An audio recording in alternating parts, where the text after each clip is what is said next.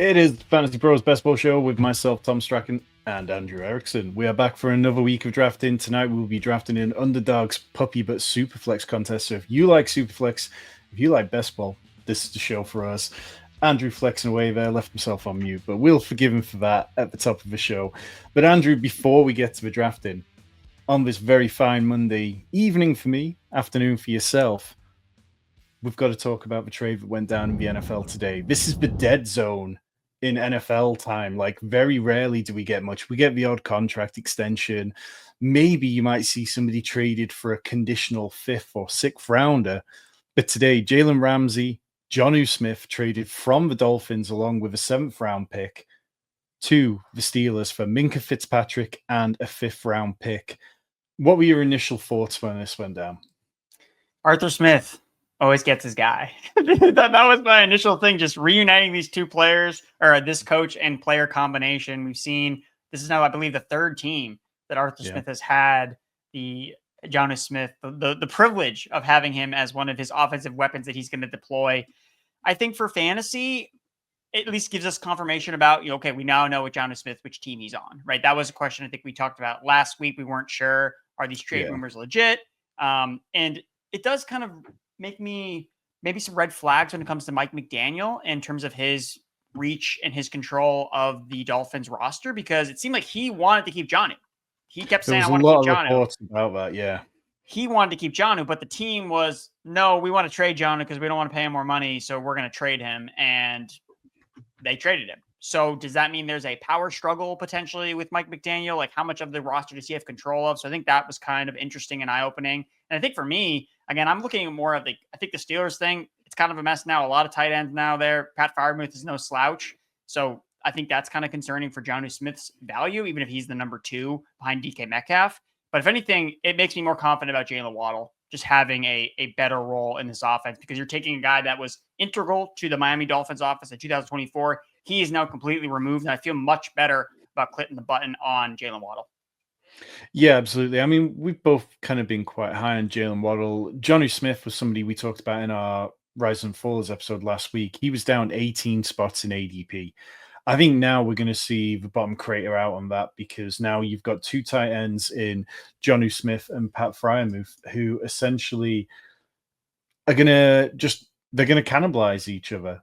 Maybe the Steelers play a lot of two tight end personnel. Maybe Jonnu gets used in that kind of wild card Taysom Hill light role, but I don't think it's going to be anywhere near as valuable as last season, because last season for Jonnu Smith was so much of an outlier when you compare his 8-year career.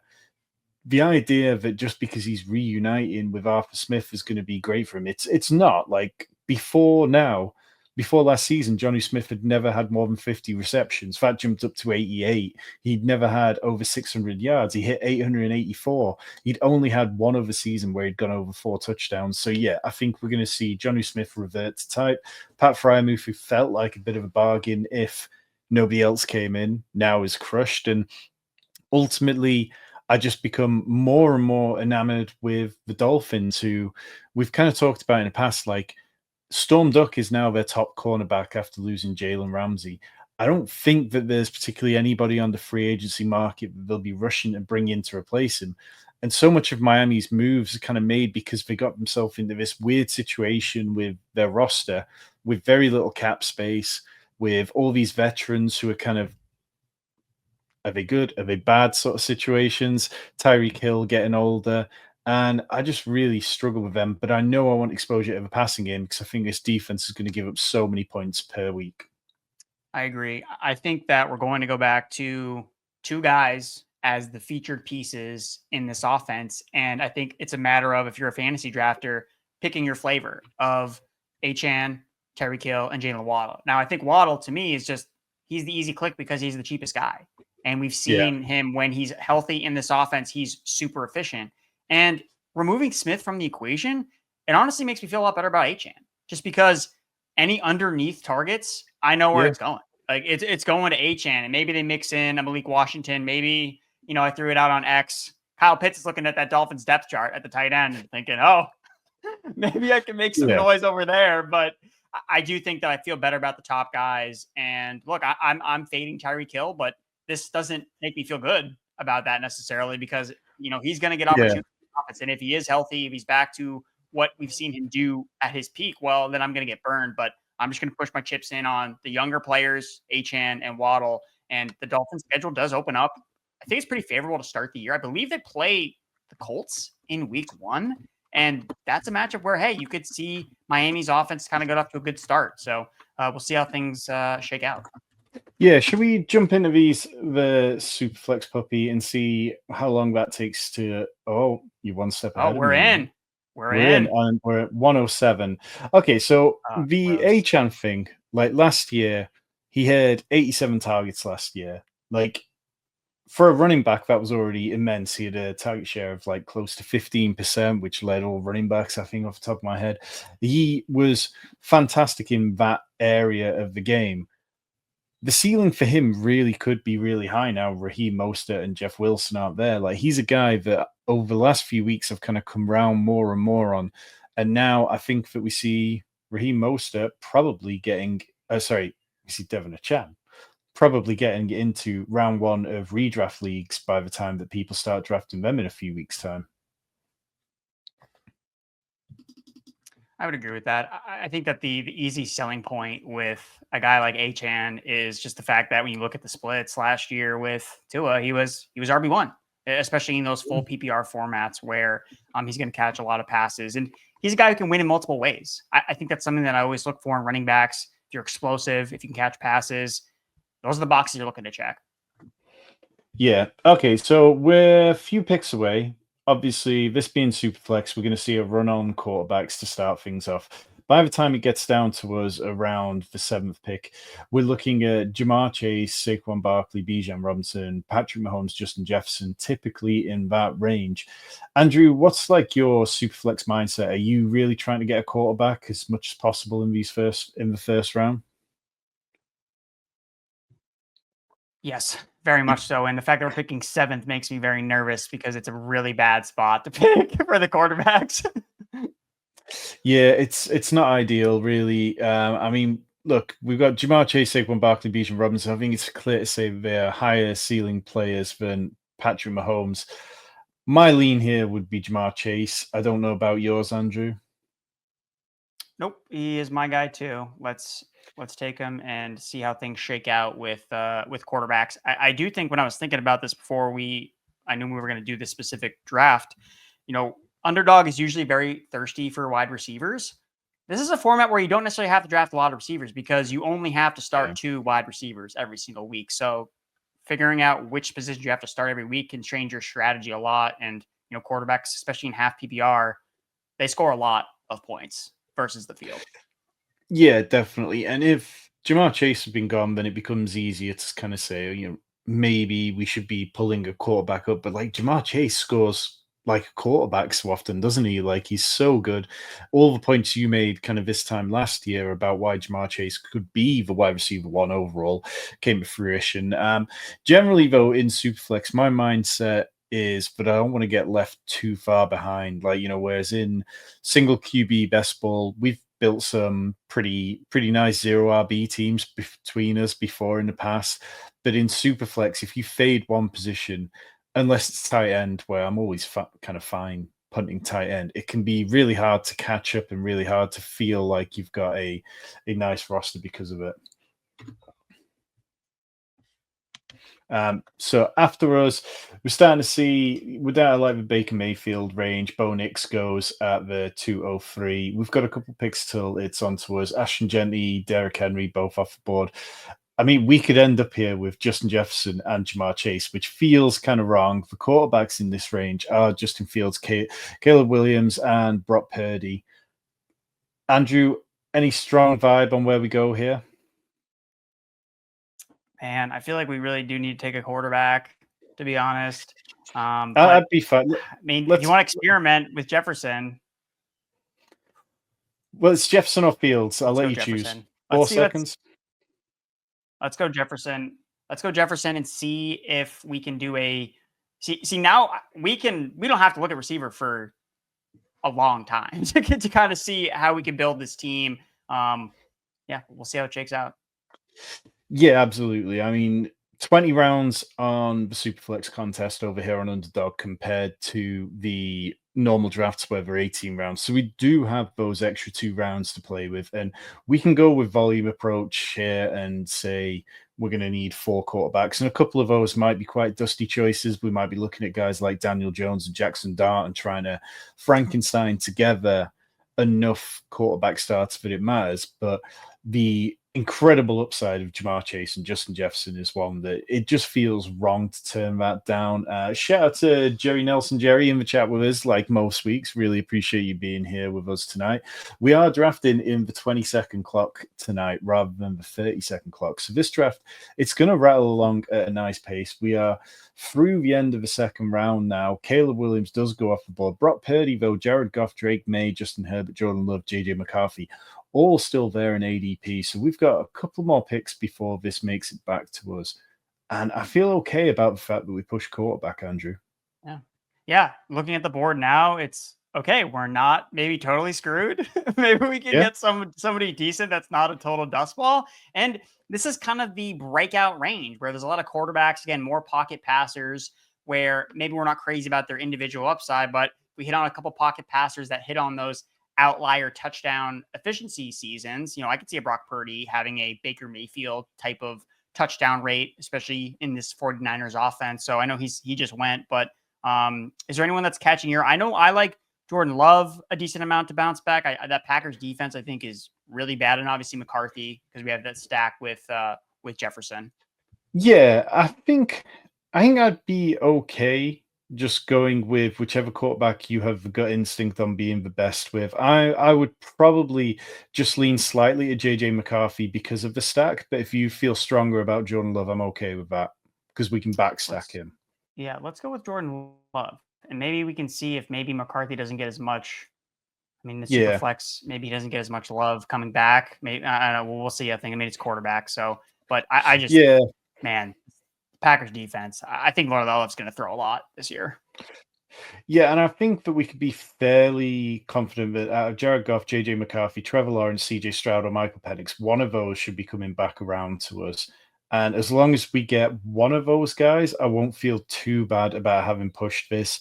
Otherwise, it's probably a case of pushing quarterback again and then loading up in volume because guys like Brian Thomas, Drake London, Brock Bowers, Bucky Irving, Jonathan Taylor, AJ Brown, Lad McConkey, to push those guys would feel slightly wrong, in my opinion. Shout out to Mickey D joining us in the chat as well. Let us know which platform you want us to be drafting on over the coming weeks because we've got plenty more drafts to come.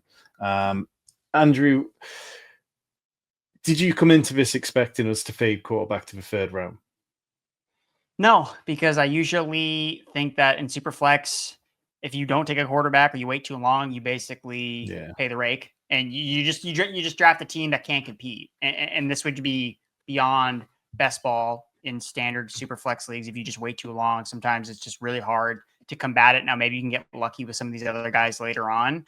I usually try to at least get one quarterback within those first 2 picks because again, elite quarterbacks still score the most points, whether it's super flex or a regular league, especially in the half PPR setting. So they're just so critical. It's really hard to fade them. But the fact that we got who we got so far with Jordan Love, and it seems like we're going to get a Trevor Lawrence, a Stroud, a Penix. Like, I like these guys. So I'm liking how this setup is going so far.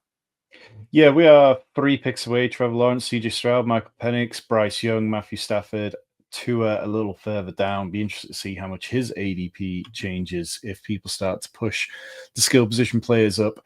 Andrew, 2 picks away. Who do you want? I want Stroud. If you don't want him, I'm cool with a Penix. Or do you have a preference? If it's not Stroud, it's between Stroud and Penix for me. I'd lean towards Stroud because of the bye weeks. We don't want Penix and Jordan Love on the bye at the same time. So let's do that because it feels like we might end up struggling a little bit to round out our quarterback room. So I'm kind of fine with that. We've got a question in the chat from Jerry Nelson. Jerry, does Pitts have any value if he goes to Miami? Change of scenery might help him. I mean, he could do.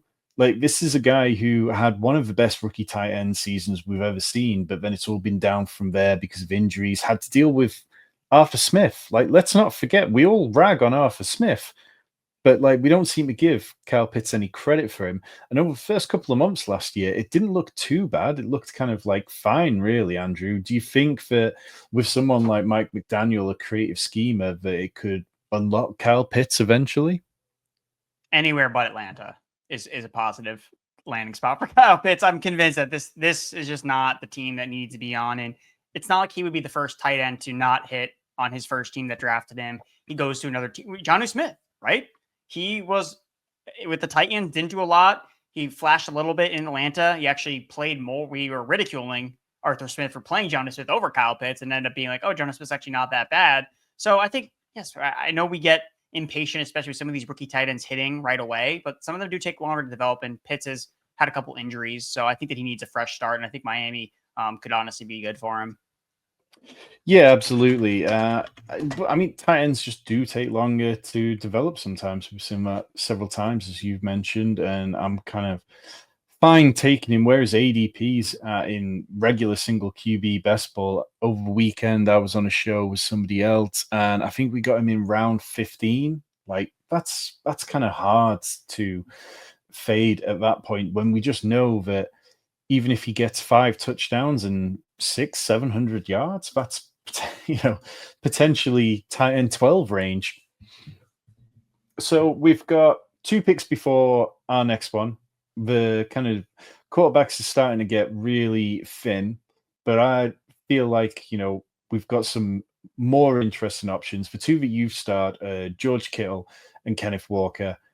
I would love either of those, Andrew. They're both guys that I'm drafting plenty of. So which one do you feel the strongest pull towards? Let's say George Kittle, because Ken Walker, his ADP is a little bit lower, so maybe he could fall back. Let's get this elite tight end on a week-to-week basis.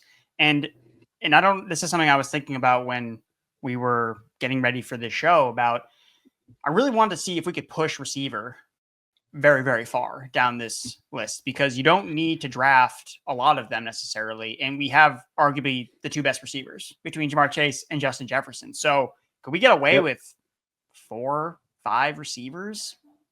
Well, it's still 20 rounds. Yeah. I mean, we can definitely, something we've talked a lot about a few weeks ago was talking about best ball strategies and what can and what we feel maybe won't work this year.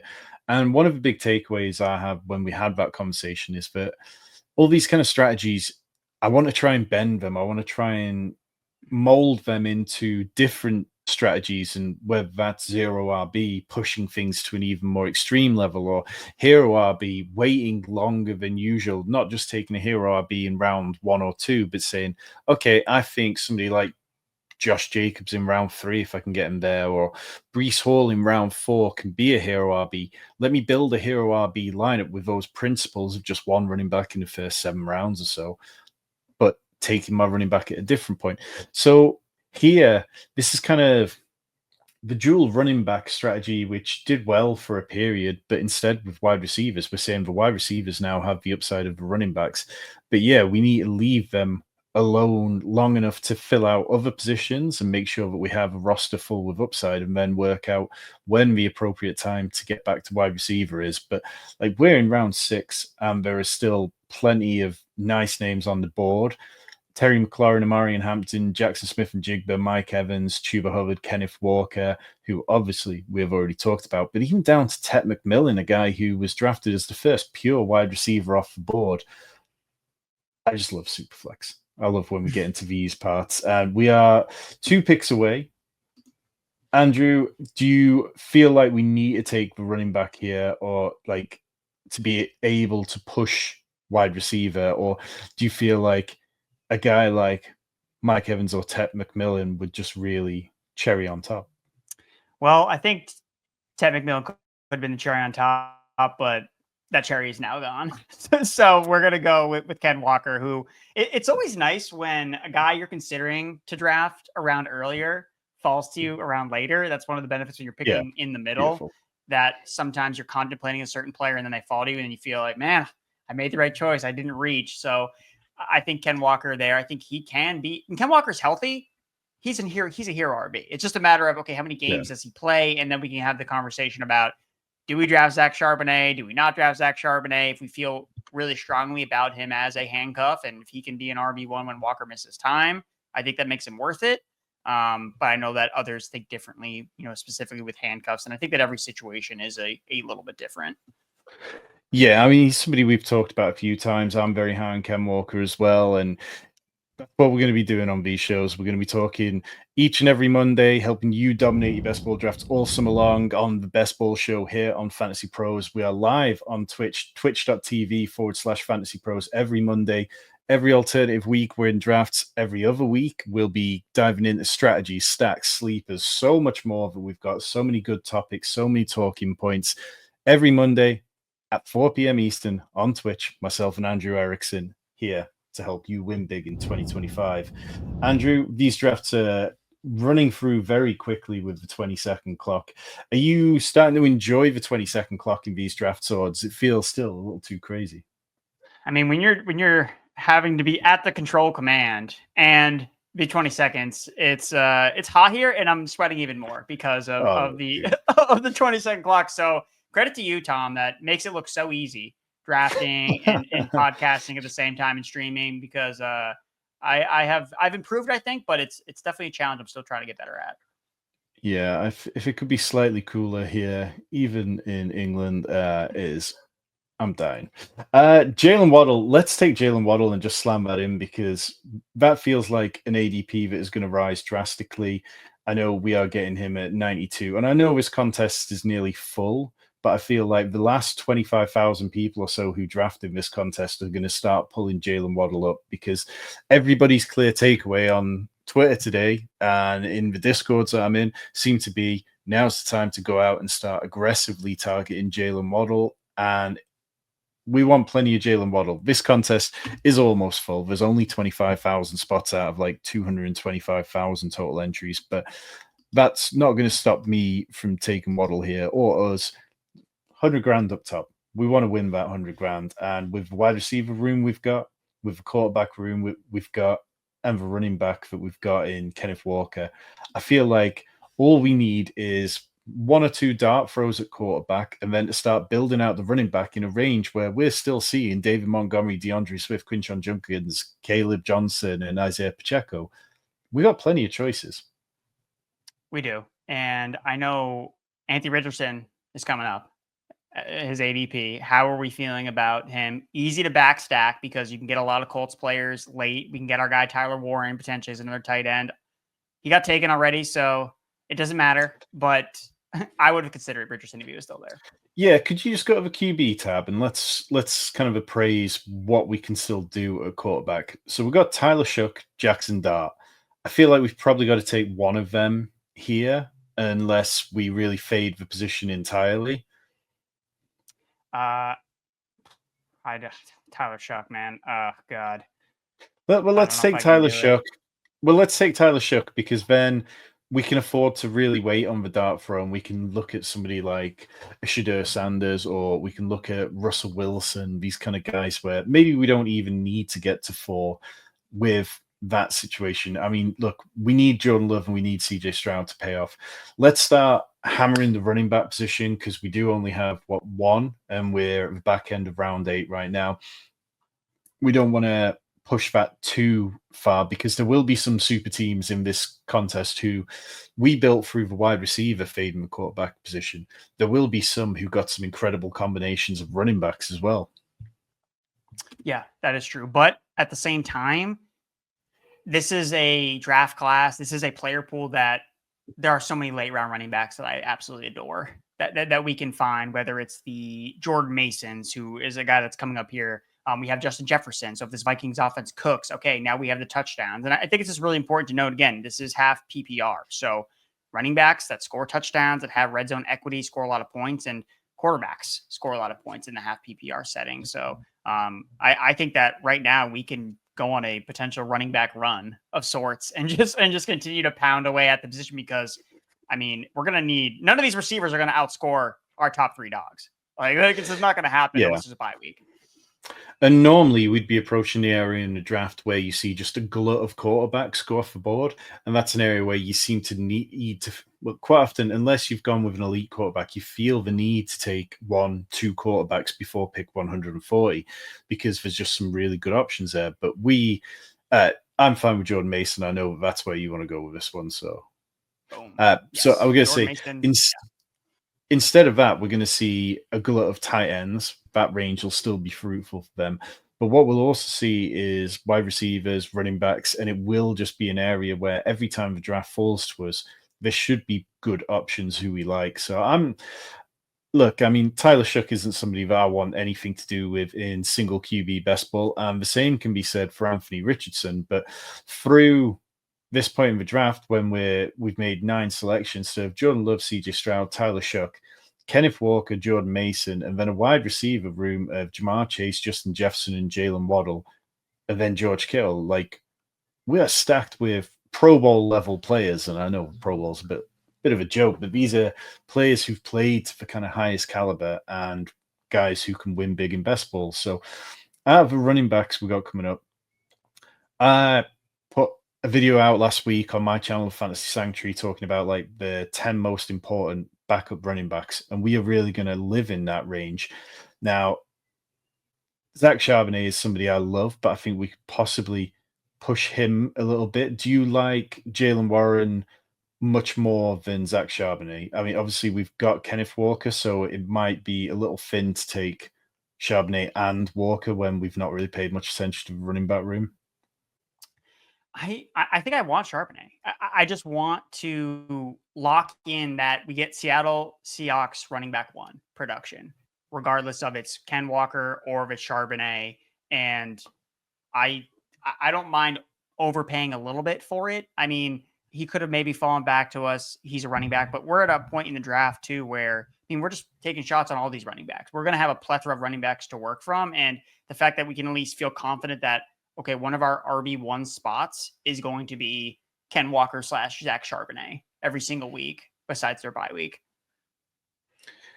Yeah, I don't hate it. I think, like, I mean, I love Charbonnet. I love Ken Walker.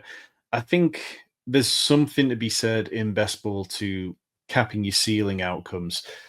But if we saw the Seahawks last year be a version of the offense that Mike McDonald didn't want, and that seemed abundantly obvious the way they fired the offensive coordinator Ryan Grubb after one season. They got rid of DK Metcalf and Tyler Lockett. They seem to be wanting to be a run heavy. Now, if we got some version of David Montgomery, Jahmyr Gibbs, Zach Charbonnet, and Kenneth Walker, then all of a sudden you go from maybe this isn't capped at one can perform each week. Maybe there are going to be weeks where we get both of them performing to a high level.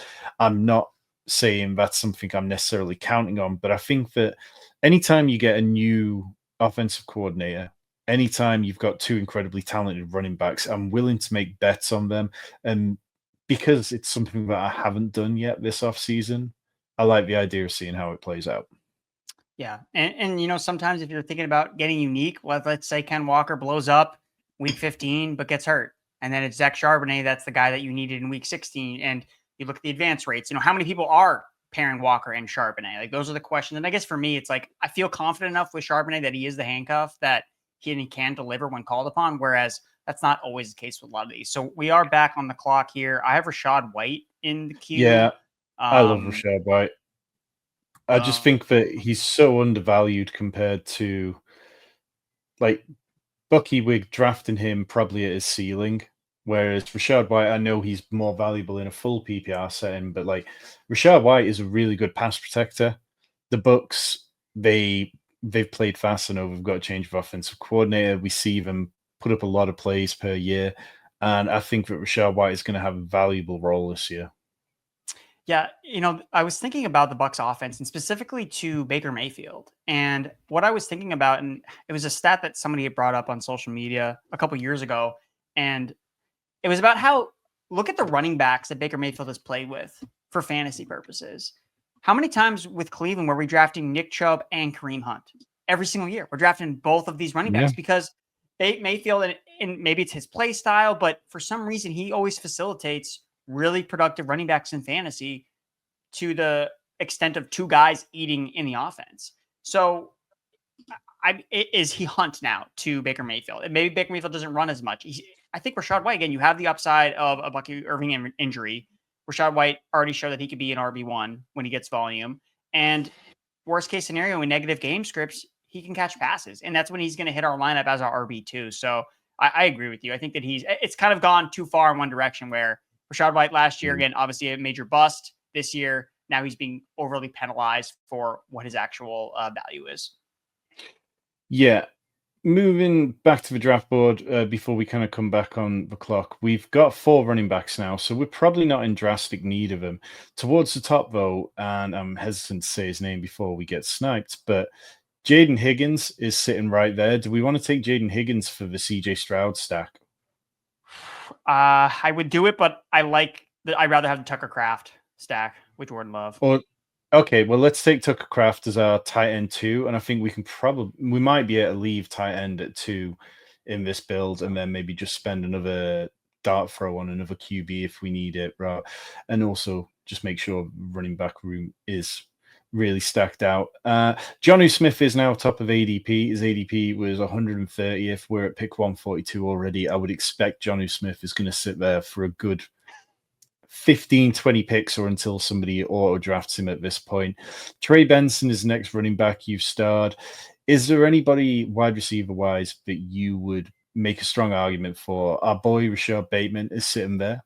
Obviously, obviously I like Rashad Bateman, but we're looking for a profile of wide receiver now that is going to give us weeks that can exceed Jamar Chase, Justin Jefferson, Jaylen Waddle, aren't we? So it becomes a little bit of hunting for ceiling, hunting for stacks.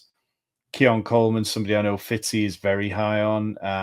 Anybody else that you would push for, as we've got about 3 picks before us? I do like Keon Coleman from the breakout perspective. I think that he's a boomer bust where he could be a total nothing, but based on our build, I think it's almost easier or we can survive that a little bit more. Where Rashad Bateman, he has occasional spike weeks. He probably needs an injury to really unlock his ceiling, although I do think that he's good. Tank Bigsby's also there. So do you not want to go with another running back here? I still like going for the position, but there's not anyone like right on the board that's like calling out to me necessarily. Dowdle's a little bit downward, so we could probably wait for him. A couple other guys we could wait on. So I don't mind receiver. Yeah. I think I'd lean towards one of the top wide receivers that we've got there Bateman goes, so let's take Keon Coleman and just bet on good play. Makes it easy for us. Good offense, and hopefully it develops. What we haven't seen from the Bills is bringing in any kind of top tier wide receiver talent. I know that Josh Palmer's got his fans, but for me, it's not quite there really. He's the kind of player that I know a lot of people are putting into kind of deep sleeper stuff, but I'm not aggressively pursuing him. If you want to find out more of the guys who me and Andrew are pursuing, then you should be checking out the Fantasy Pros Best Ball kit. It's live over at fantasypros.com/best ball. You get expert rankings, stack analysis, rookie breakdowns, ADP risers, roster construction strategies. So much roster construction strategies. I've absolutely loved writing all those this offseason. And our Best Ball draft kit is everything you need to draft smart and win big in best ball season this year. Andrew, how are we feeling? We've got a few picks before us. Do you feel like we recovered from ignoring the running back position early on?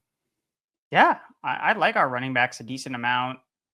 I think that Mason has touchdown upside. Rachaad White, we talked about. He's got injury upside. He catches passes out of the backfield, plays in a good offense. So I'm liking this team so far. I think that we have a lot of touchdown potential, especially with our tight ends. I mean, Kittle and Kraft, we got the number 1 and number 2 most explosive tight ends from last season. So we could be in a situation where not only is our tight end 1 slot filled, but Tucker Kraft rips off an 80-yard touchdown catch and run. That dude's in our flex one of these weeks. So that's something that shouldn't be underlooked either as well, just specifically based on the tight ends that we drafted. Big play guys with big weeks as opposed to the PPR guys. Yeah, and I think one thing that's really working in our favor on this team is the bye weeks are lining up really nicely for us. Apart from the Seahawks duo, everything sits well. My lean here is towards Marshawn Lloyd. Just prefer him over Rico Dowdle straight up. But if you want Rico, you got 5 seconds.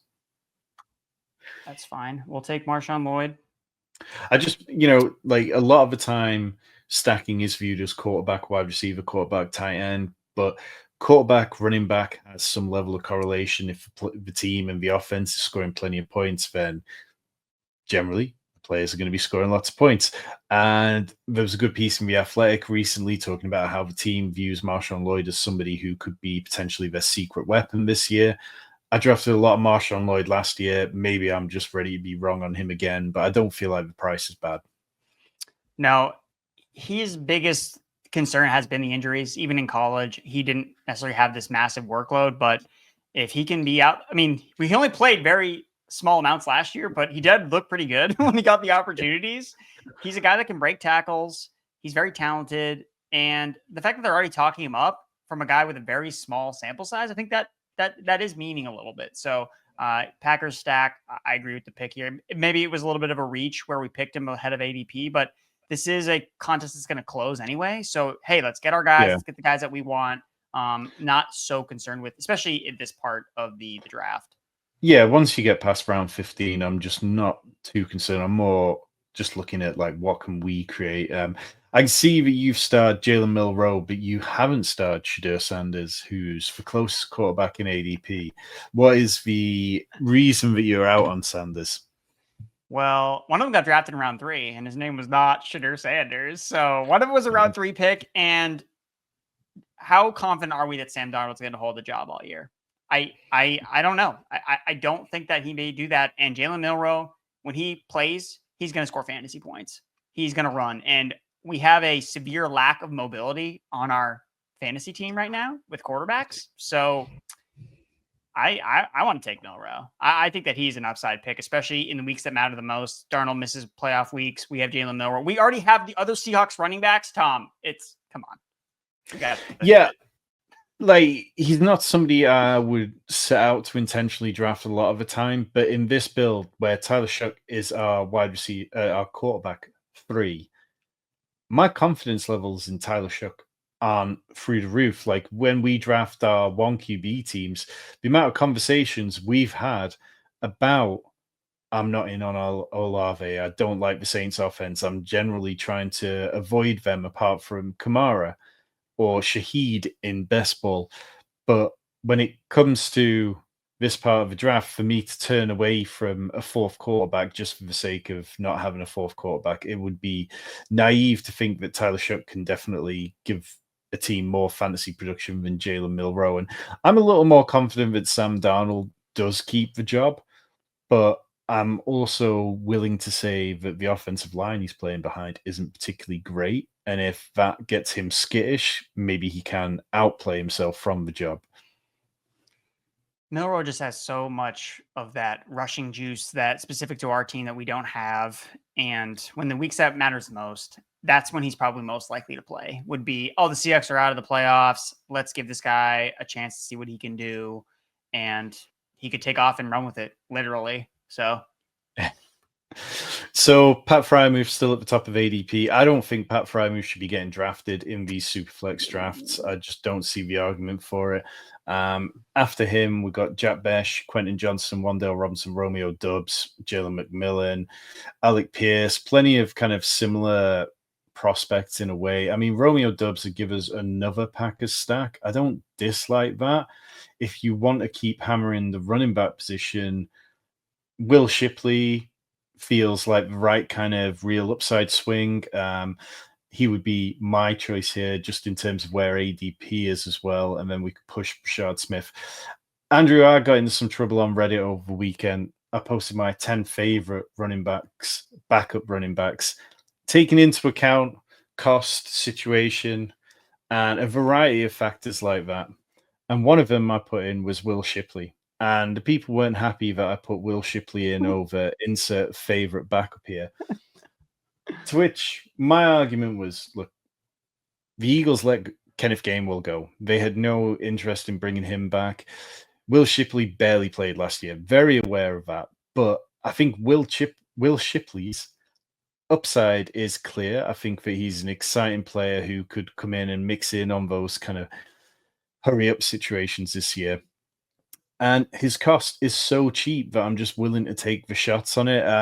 Are you with me on Will Shipley? Like, how much upside do you think he realistically has behind Saquon this year, even if he doesn't necessarily profile as somebody who could be a 3-down back if something happened to Saquon? I think that the situation is just too good for him to fail. It's AJ Dillon that's also in that backfield. We've seen him flounder with every opportunity that he gets, despite the fact that he is Quadzilla. So Will Shipley, I didn't love him as a prospect. I wasn't obsessed with him last year necessarily, but when we saw Saquon go from the Giants to the Eagles, just that environment that you're in, it just oozes fantasy production. So if you think that the workload, like I do, that Saquon Barkley workload last year is going to impact him this year, then by default, you need to be in on Will Shipley. And the fact that he has Ship in his name, we're trying to win the ship. I think it writes itself, man, with some of these drafts. So yeah, no, I'm with you there. I completely agree on that one. Rachaad Smith's the next running back that you've got starred in the queue.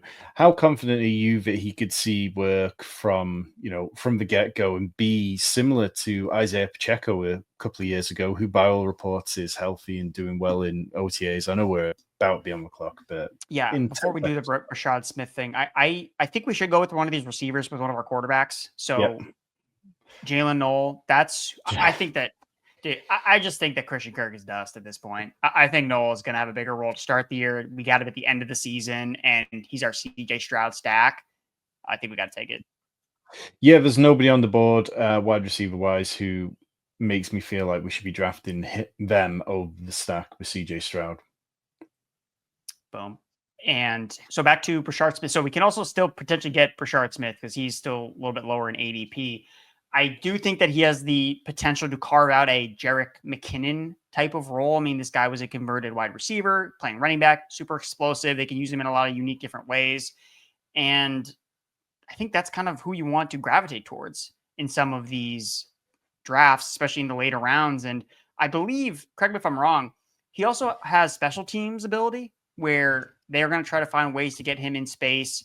We have a new kickoff return this year, so maybe we'll get more kickoffs. Again, they're moving the touchback, I believe, to the 35-yard line. So encouraging teams to run the ball back. If he scores touchdowns, like we get those points. And that's really the best way for these guys to hit our lineups is if they're scoring touchdowns in the half PPR setting. So Brashard Smith, yeah, he's my top ranked running back along with Kyle Monangai.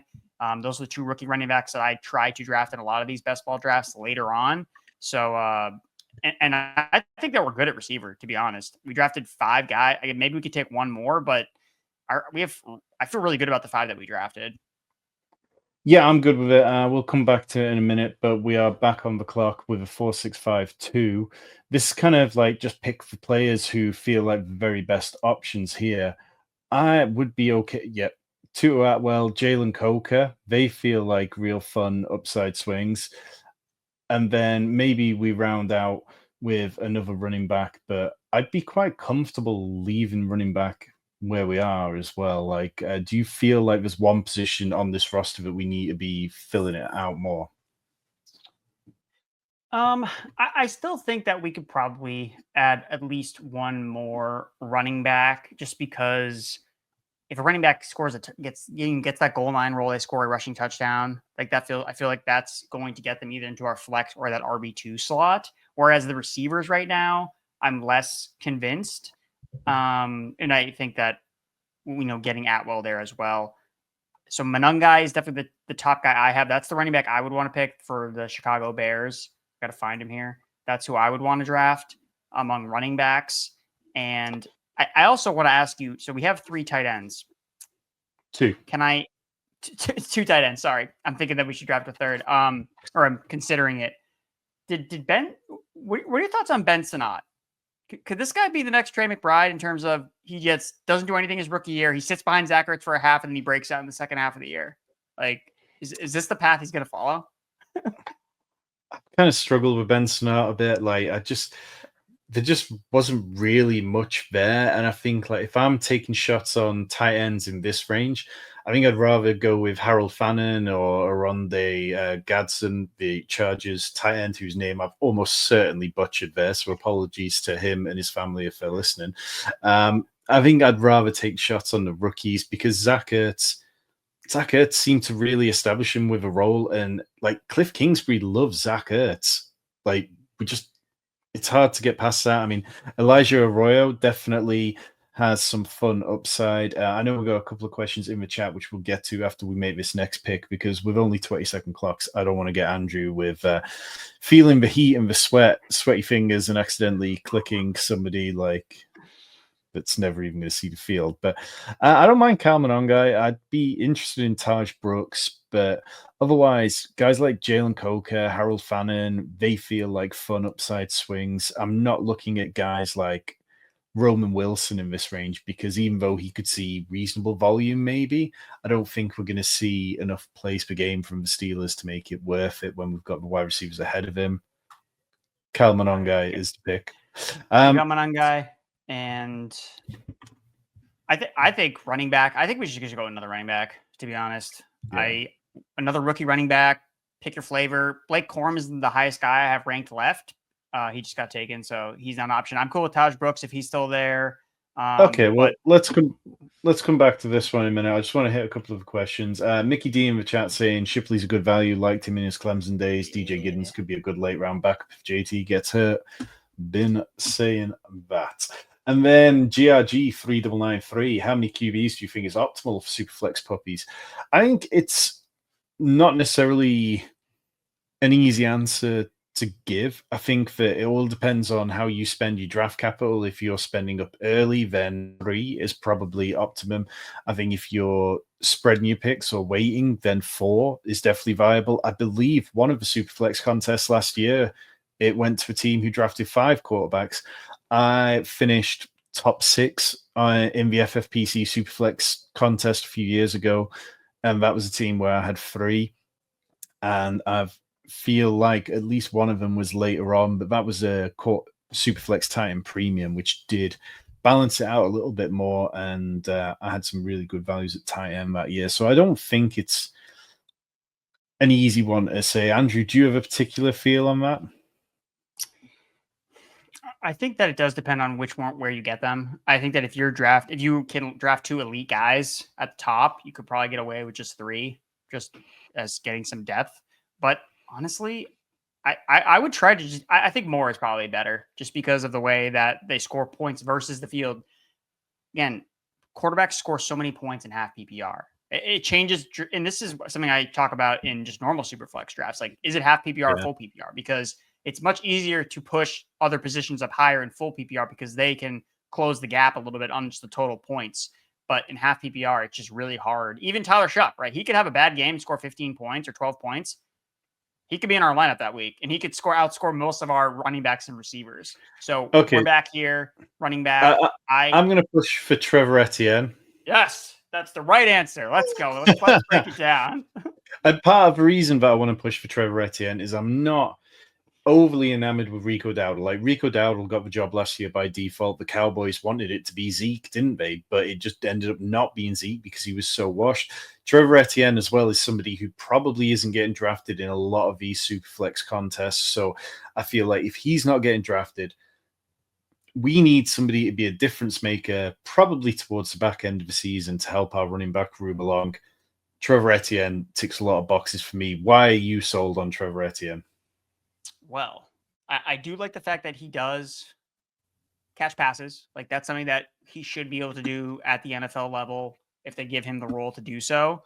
And one thing that we didn't talk about this a lot just because there's so many things flying around. I believe, correct me if I'm wrong, because I haven't memorized the entire week 17 schedule. But Tom, isn't the Carolina Panthers Seattle Seahawks? Isn't that week 17? Let me just pull that up again. I've been drafting more cumulative scores, so I haven't been in the week 17 streets as much, but we have Carolina at I'm looking at 2024. See this way. Curses. Week 17, 2025 schedule. And this is a 345 person final, so it's not tiny, but it's not necessarily a massive one. So having some level of stacks is definitely something that would be helpful for us. Let's just see. Apologies for the delay here. Seattle do play Carolina, Andrew. Good memory. Yeah, see, I knew it. So yes, so that's excellent because we definitely stacked up the Seahawks with Milroe, Walker, Charbonnet, and then we brought it back with Trevor Etienne. So you know how every year, and this is for those that play in the redraft leagues, every year, and this always happens, and every time I go back to my teams to hey resync your league for 2025, you go back and you see your roster and you're looking like, who are all these scrub running backs on my team? Because they're the guys you pick up during the season that you totally forget about that you have to cut. Oh, Trevor Etienne could be one of those guys. So, yeah, my home league, I need to log in for the first time in months and choose my sleepers. And let's just say 2024, sorry, my keepers for 2025. And let's just say 2024 brought some miserable options. We're going to recap this draft in just a second. But Harmon GRG 3993, appreciating you following us over here on the Twitch channel. We're here each and every Monday, so if you like this content, please do follow the channel. It's the quickest way to get access to this. Andrew, we came out of this draft with a kind of build that I did not expect us to. Typically, I would have leaned wide receiver heavier, but we had a 4-8-6-2. Jordan Love, CJ Stroud, Tyler Shough, Jalen Milroe at quarterback. At running back, Kenneth Walker, Jordan Mason, Zach Charbonnet, Rachaad White, Marshawn Lloyd, Will Shipley, Kyle Monangai, Trevor Etienne. Wide receiver, this was like a fragile wide receiver build in some ways. Ja'Marr Chase, Justin Jefferson, Jaylen Waddle, Keon Coleman, Jaylen Noel, and TuTu Atwell, with our two explosive tight ends, George Kittle, Tucker Kraft. What are you saying, Andrew? I really like this team. I did not think that we would get the quarterbacks between Love and Stroud after drafting Chase and Jefferson. Again, that's something that you'll get with practice and doing these superflex drafts. Superflex is so always fun because there really is no true ADP because it really depends on just how your team and how your league is drafting these quarterbacks and how they evaluate them. So I'm pumped that we were able to get those two quarterbacks with that receiver start. And I like that we went a little bit more fragile with the wide receiver position. You could argue that these running backs are more valuable anyway because it's half PPR. They score a touchdown. We're feeling good about them. And I don't think we needed to do over-address receiver because Keon Coleman, Jalen Noel, and TuTu Atwell have to have historic games to outscore Chase and Jefferson if they're healthy. And if they get hurt, we're probably going to lose anyway. So I like that we went more aggressive at running back and didn't necessarily look too much at receiver because you only have to start 2 receivers. That's the biggest thing. This is different from Best Ball Mania where you have to start 3 receivers there. You have to have more bodies. This is not the case because you only have to start 2. We could start 4 running backs every single week. We could start 2 tight ends every single week.